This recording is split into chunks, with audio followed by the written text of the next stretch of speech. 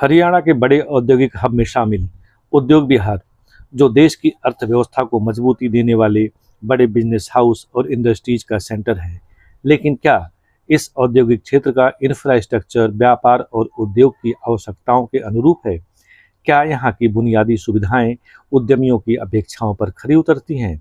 इन्हीं अहम मुद्दों पर बात करने के लिए हमने बातचीत की गुड़गांव उद्योग संगठन के अध्यक्ष प्रवीण यादव जी से, जो उद्योग विहार के व्यापारिक और औद्योगिक माहौल को करीब से समझते हैं। आइए जानते हैं कि इंफ्रास्ट्रक्चर को लेकर उद्यमियों की क्या चुनौतियां हैं और उनका समाधान कैसे संभव है। प्रवीण जी नमस्कार, आपका स्वागत है इंडस्ट्रियल टॉक में। सबसे पहले बताइए कि उद्योग विहार में आपने लगातार खराब रोडों की हालत का मुद्दा उठाया है, इसमें कितना सुधार हुआ है और अभी क्या होना चाहिए? देखिए, पिछले काफ़ी समय से यहाँ की जो सड़कें हैं वो काफ़ी ख़राब स्थिति में हैं। हम बार-बार काफ़ी टाइम से यहाँ के अधिकारियों को अवगत करा रहे हैं इस मुद्दे से, और हमारे काफ़ी प्रयासों के बाद ये है कि अब जो हमारे सुनने में आया अभी अधिकारियों से, जो हमारी लास्ट मीटिंग हुई थी, कि एक टेंडर पास हो चुका है। तो शायद पूरी उम्मीद है अगले हफ्ते से इस पे काम स्टार्ट हो जाएगा। पहले चरण में वो फ़ेज़ 1 से लेके 4 तक की रोड का काम स्टार्ट करेंगे, और उसके बाद फ़ेज़ 5 का दूसरा टेंडर जल्दी ही वो फ्लोट करने जा रहे हैं। उसके बाद फिर फ़ेज़ 5 का काम स्टार्ट होगा। ये काफ़ी समय से कुछ ना कुछ इसमें अड़चनें आ ही रही थी, क्योंकि बीच में 3-3 बार तो आचार संहिता लग गई। पहले लोकसभा चुनाव की लगी, फिर विधानसभा की लगी, उसके बाद नगर निगम चुनाव आ गए, तो ये काम प्रभावित रहा।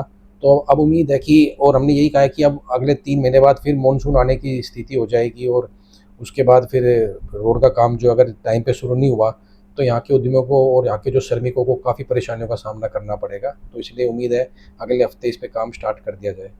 अभी आपने सड़क के मुद्दे पे ज्ञापन दिया है, किसको दिया है और क्या मांग की है? जी हाँ, हमने अभी ज्ञापन दोबारा से दिया है। हमने पहले भी दिया था, उस पे भी काम भी हुआ, और हमने अभी काम जल्दी से जल्दी स्टार्ट करने के लिए अभी हमने जो ज्ञापन दिया है वो यहाँ के जो एस्टेट ऑफिसर है उद्योग विहार के, श्री सुनील पालीवाल जी, और जो डीजीएम इंफ्रास्ट्रक्चर है श्री अरुण गर्ग जी, इन दोनों को हमने ये ज्ञापन दिया है।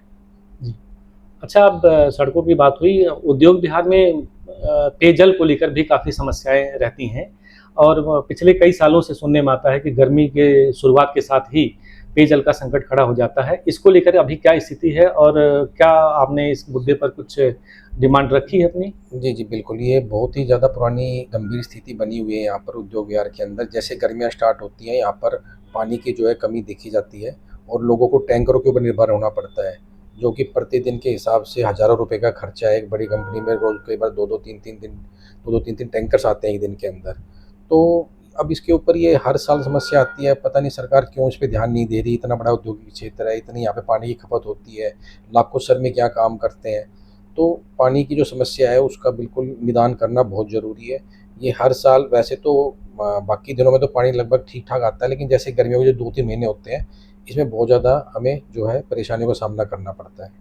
ऐसा पिछले कई सालों से हो रहा है और लगातार आप लोग इस मुद्दे पे अपनी डिमांड रखते हैं, उसके बाद भी सुधार क्यों नहीं हो रहा है? इसके पीछे क्या कारण है? अब इस बारे में सरकार के लोग बताएँगे क्यों नहीं हो पा रहा है। हम तो अपनी समस्या से उनको अवगत करा देते हैं। अब उस समस्या का समाधान करना तो यहाँ के प्रशासनिक अधिकारियों का, सरकार का, इनका काम है। अब उसके लिए वो कोई एक ऐसी योजना बनाए जिससे कि यहाँ के लोगों को पानी की समस्या का सामना ना करना पड़े। ये तो सरकार ने और प्रशासनिक अधिकारियों ने देखना है। हम तो अपनी समस्या से उनको अवगत करा सकते हैं, वो हम जी। करा रहे हैं, और हमसे जो सहयोग चाहिए होगा उसके लिए हम सदैव तैयार हैं। तो यहाँ पे उद्योग विहार एक बड़ा इंडस्ट्रियल हब है, यहाँ पे कितनी इकाइयाँ होंगी? देखिए, यहाँ पर छोटे-बड़े मिला के लगभग 4000 इकाइयाँ हैं, और सबसे पुराना औद्योगिक क्षेत्रों में से एक है ये। 1970s में ये, मतलब 1973-4 के आसपास यहाँ पहली यूनिट लग गई थी। जी। तो फ़ेज़ 1 सबसे पहले यहाँ डेवलप हुआ था, और उसके बाद सबसे लास्ट में फ़ेज़ 5 यहाँ पे डेवलप हुआ था। तो काफ़ी पुराना औद्योगिक क्षेत्र है, और धीरे-धीरे ये बड़ा होता जा रहा है। आज की डेट में यहाँ पर एमएनसीज़ का ये हब बन चुका है। जो भी जी। मल्टीनेशनल कंपनीज़ है, जो स्टार्टअप स्टार्ट करना चाह रहे हैं, उनकी पहली पसंद उद्योग विहार होता है। जी। तो सरकार को चाहिए थी, मल्टीनेशनल कंपनी जहाँ काम करती हैं, बाहर के लोग हमारे यहाँ प्रतिदिन आते हैं, आउट ऑफ इंडिया से भी लोग यहाँ आ रहे हैं। जी। तो यहाँ पे जो बेसिक इंफ्रास्ट्रक्चर है उस पे पूरा ध्यान देने की ज़रूरत है। यहाँ की सड़कें अच्छी होनी चाहिए, साफ़ सफाई का ध्यान होना चाहिए, और पेयजल, बिजली जैसी समस्या जो है उनका निदान समय पे होते रहना चाहिए। ये सब का ध्यान देने की सरकार को बहुत ज़्यादा ज़रूरत है। अच्छा, आपने साफ-सफाई की बात कही, तो ध्यान आया कि यह भी एक बड़ा मुद्दा है। लंबे समय तक साफ सफाई को लेकर तमाम शिकायतें आ रही थी। अब इस समय क्या स्थिति है? क्या फैक्ट्रियों से कूड़ा उठाया जा रहा है समय पर? नहीं, नहीं, स्थिति कोई ज़्यादा अच्छी नहीं है। चक्कर क्या है कि जब से नगर निगम बना है ना, तब से यहाँ पे स्थिति खराब हो गई है। पहले एचएसआईडीसीज़ पूरे एरिया को देखती थी, यहाँ का रख-रखाव, यहाँ की मेंटेनेंस सब एचएसआईडीसी करती थी। कूड़ा उठाने का काम, कूड़ा ले जाने का काम सब एचएसआईडीसी का होता था। लेकिन नगर निगम बनने के बाद कूड़ा का जो काम है वो नगर निगम को चला गया है। और जब से नगर निगम ने इस एरिया में टेक ओवर करके कूड़े का काम लिया है, तब से स्थिति खराब हो गई है। उनके यहाँ पर कोई सुनवाई नहीं करता, कई-कई दिनों तक कूड़ा उठता नहीं है। कूड़े को ले जाके उसको कहीं डंपिंग करने की सुविधा आस-पास कहीं नहीं है।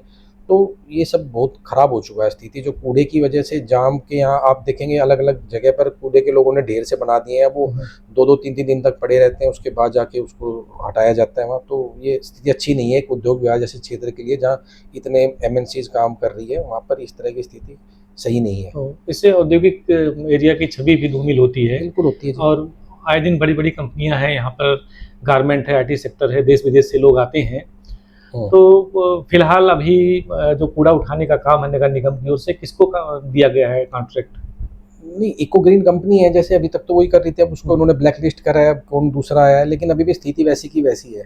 हम तो यही मांग कर रहे हैं सरकार से कि हम प्रॉपर्टी टैक्स देने के लिए तैयार हैं नगर निगम को, हमें कोई दिक्कत नहीं है उसमें।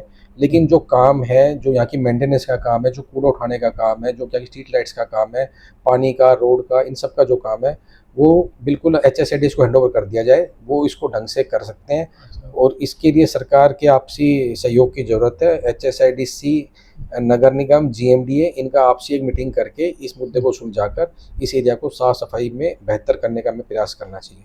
मतलब एचएसआईडीसी जब थी तब स्थिति अच्छी थी यहाँ की? नहीं, बिल्कुल अच्छी थी, क्योंकि सब कुछ जगह क्या है, एचएसआईडीसी एक तरह की गवर्निंग बॉडी एक ही थी, और हमें जो भी प्रॉब्लम होती थी हम उन्हीं के पास जाते थे और उनसे समाधान हो जाता था। अब यहाँ पर मल्टीपल एजेंसी काम कर रही है। अब जैसे यहाँ के हम 3 जो मेन रोड्स की बात करें वो जीएमडीए के पास है। जैसे रेडिसन होटल से और जो ओल्ड दिल्ली रोड को जोड़ती है वो रोड जीएमडीए के पास है। शंकर चौक से जो ओल्ड दिल्ली रोड को जोड़ती है वो रोड जीएमडीए के पास है। और एक जो इंडिया बुल्स बिल्डिंग से लेकर और जो अपना ज्वाला मिल ओल्ड दिल्ली रोड को जोड़ती है, जिसको राव गजरा सिंह मार्ग के नाम से जाना जाता है, वो भी जीएमडीए के पास है। अब जीएमडीए के पास जो गजरा सिंह मार्ग है, आज की डेट में उसको रोड ना कह के अगर हम गड्ढे ही गड्ढे बोले तो ज़्यादा अच्छा होगा। इतने साल हो चुके हैं, उस रोड को कोई सुध नहीं है। जीएमडीए ने उस पर आज तक एक काम भी स्टार्ट नहीं किया है। 2 रोड तो उन्होंने बना दी जीएमडीए ने अपनी, जो मैंने 2 रोड की बात की, लेकिन जो तीसरी रोड है, जो कि काफ़ी इंपॉर्टेंट रोड है, क्योंकि जो पाणम विहार से और जो भी सेक्टर 5 से जो भी ट्रैफिक आता है और जो हाईवे से फिर आगे निकलता है, वो उसी रोड को यूज़ करता है। और आज की डेट में उस रोड पे इतने गड्ढे हैं कि वहाँ पर आपको गाड़ी चलाना बड़ा मुश्किल है और जाम की स्थिति बनी रहती है। तो इस पे बहुत जल्दी ध्यान देने की ज़रूरत है। उस रोड को तुरंत से तुरंत, जल्दी से जल्दी उसको पूरा किया जाए। बहुत बहुत धन्यवाद। Thank you.